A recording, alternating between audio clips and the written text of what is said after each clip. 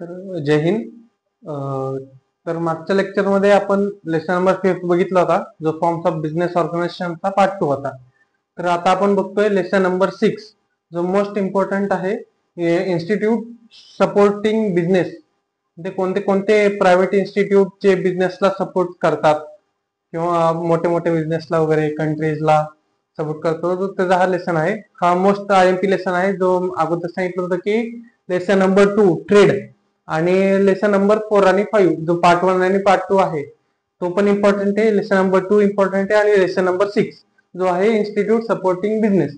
तर ह्याच्यामध्ये कोणते कोणते प्रायव्हेट इन्स्टिट्यूट्स आहेत जे सपोर्ट करतात ह्याच्यामध्ये सांगितलंय. फर्स्ट आहे small industrial development bank of India, small industrial development bank of India. Second आहे national bank of for agriculture and rural development, ज्याला म्हणतात नाबार्ड, NABARD, नाबार्ड. तर परत हे सेकंड आहे. थर्ड आहे खाडी अँड विलेज इंडस्ट्रियल कमिशन, खाडी अँड विलेज इंडस्ट्रियल कमिशन, हे थर्ड. फोर्थ आहे वुमेन सेल्फ हेल्प ग्रुप म्हणजे महिला बचत गट. आणि फिफ्थ आहे वर्ल्ड बँक.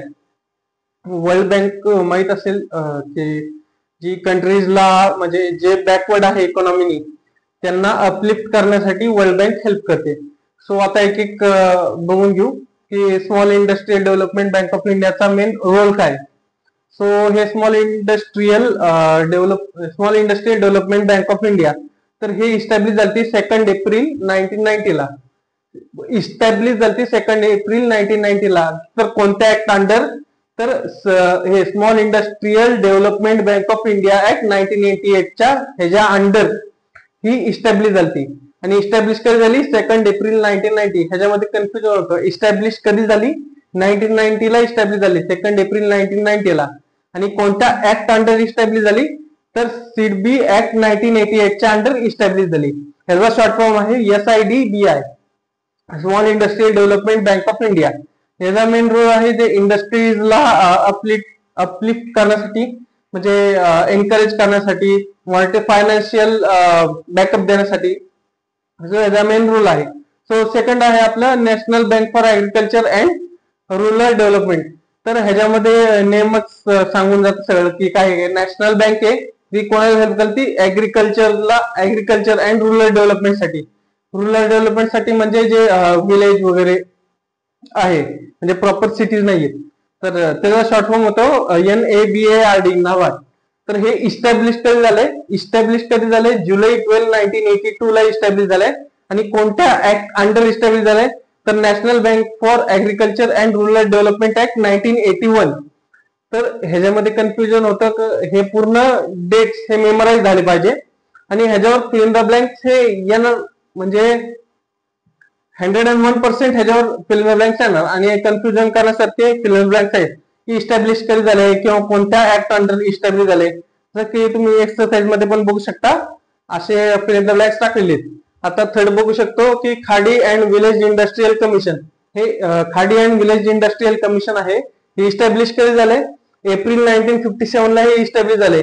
आणि कोणत्या ऍक्ट अंडर इस्टॅब्लिश झाले, तर खाडी and village industrial commission act 1956 च्या अंडर इस्टॅब्लिश झाले. हे सगळे टेक्स्टबुक मध्ये दिलेलं आहे. तर फोर्थ आहे वुमेन सेल्फ हेल्प ग्रुप म्हणजे महिला बचत गट. थोडक्यात म्हणजे हे पण टेक्स्टबुक मध्ये दिलेलं आहे की सेल्फ हेल्प ग्रुप म्हणजे काय, तर महिला तर वुमेन्सला एम्पॉवर करण्यासाठी हे सेल्फ हेल्प ग्रुप केला, म्हणजे महिला बचत गट केलेला आहे. सो फिफ्थ आहे वर्ल्ड बँक. आता वर्ल्ड बँक क्रिएट कधी झाली, तर क्रिएट इन 1944 ला क्रिएट झाली. आणि याचा हेडक्वार्टर आहे वॉशिंग्टन DC. वॉशिंग्टन DC ला याचा हेडक्वार्टर आहे. तर वर्ल्ड बँकचा मेन रोल काय की जे बॅकवर्ड कंट्रीज आहेत, म्हणजे एक्झाम्पल तुम्ही खाली घेऊ शकता, श्रीलंका साईडला, इंडियाच्या साईडला बांगलादेश, नेपाळ. तर असे ह्यांना एनकरेज करण्यासाठी किंवा अपलिफ्ट करण्यासाठी, इकॉनॉमीमध्ये त्यांची ग्रोथ करण्यासाठी, तर हे वर्ल्ड बँक हेल्प करते. सो हे जे टेक्स्टबुक मध्ये दिलं आहे प्रत्येक हे जे स्मॉल इंडस्ट्रियल डेव्हलपमेंटचे, सिडबीचे किंवा नाबार्डचे. पण तिकडे बघितलं तर KVIC, याचा शॉर्ट फॉर्म आहे KVIC म्हणजे खाडी अँड विलेज इंडस्ट्रियल कमिशन.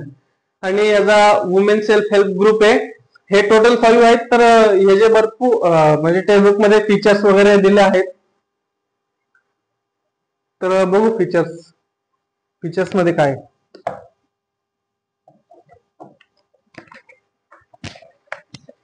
तर शॉर्ट समरी दिली, म्हणजे प्रत्येक लेसन मागे शॉर्ट समरी आहे. पेज नंबर 131 वर शॉर्ट समरी आहे.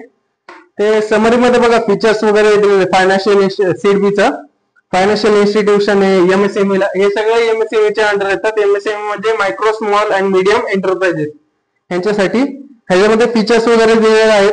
तर ह्याच्या मोस्ट प्रॉब्ली कोणत्या ह्याच्यावर क्वेश्चन्स येऊ शकतात, म्हणजे तर या लेसन मध्ये बघायचं गेलं तर ह्याच्यावर सीडबी वर येऊ शकतात, नाबार्डवर आणि वर्ल्ड बँकवर हे जास्त क्वेश्चन येऊ शकतात. आणि फिल्डर लाईन जर म्हणलं तर यांची इस्टॅब्लिशमेंट कधी झाली किंवा यांचा रोल काय आहे आणि कोणत्या ऍक्ट अंडर इस्टॅब्लिशमेंट झाली, हे जर कन्फ्युजिंग आहे तर पूर्ण ज्या डेटला इस्टॅब्लिश झाली किंवा कोणत्या ऍक्ट अंडर इस्टॅब्लिश झाली, म्हणजे कोणत्या इयरला इस्टॅब्लिश झाली, हे पूर्ण लर्न करूनच पेपरला अटेम्प्ट करायचं. सो हे आहे फीचर्स. आणि त्याला डिस्टिंग्विश बिटवीन जस्ट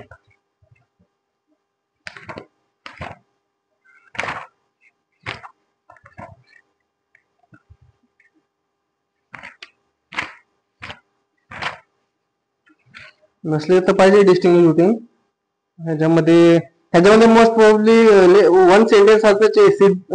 SIDBI म्हणजे काय, नाबार्ड म्हणजे काय, ग्रामीण बँक काय, एमएसएमई म्हणजे काय, वर्ल्ड बँक म्हणजे काय. आणि डिस्टिंग्विश बिटवीन तर नाही याच्यात.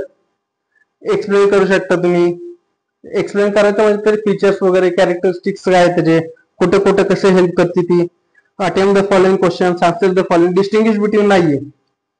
सो लेसन IMP आहे. लेसन मध्ये IMP म्हणजे काय की हे डेट जे आहे, डेट खूप महत्वाचे आहेत की कधी इस्टॅब्लिश झाली, कधी कोणत्या ऍक्ट अंडर इस्टॅब्लिश झाली, यांचा रोल काय आहे.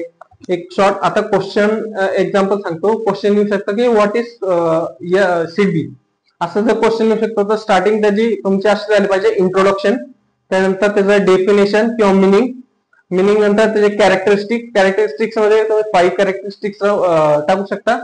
आणि कॅरेक्टरिस्टिक्स मध्ये म्हणजे आता हे झालं सीडबी, तर कुणाला फ्लिप करण्यासाठी म्हणजे इज द अपेक्स बँक किंवा प्लेज अन इम्पॉर्टंट रोल, असे कीवर्ड्स तुम्ही टाकू शकता. म्हणजे जास्त इंटरेस्टिंग तुमचं क्वेश्चन पेपर हे रिप्रेझेंट करण्यासाठी.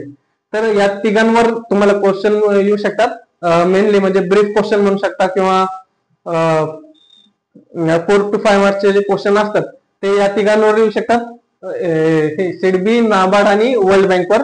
आणि जर फिल द ब्लँक्स म्हणत तर सगळ्यांवर फिल इन द ब्लँक्स. आणि एक्सरसाइज मध्ये पण फिल इन द ब्लँक्स सांगितलेले आहे.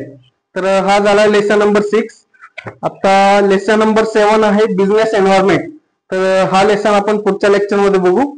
आणि अजून एक इन्फॉर्मेशन सांगायची होती की लेक्चरच्या एंडला म्हणजे एक लेक्चर ज्यावेळेस कम्प्लीट होतील त्यावेळेस पूर्ण एक तुम्हाला हे दिली जाईल, क्वेश्चन बँक दिली जाईल देशपांडे कोचिंग इन्स्टिट्यूट कडून.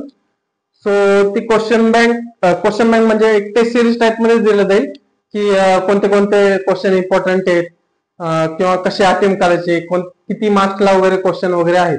तर अशा प्रकारे तुम्हाला क्लास कडून दिलं जाईल. सो हे जी अपडेट येईल युट्यूब चॅनलवर. सो या लेक्चर साठी आहे एवढंच. मोस्ट इम्पॉर्टंट लेक्चर आहे. Don't skip to this lecture. Okay, thank you.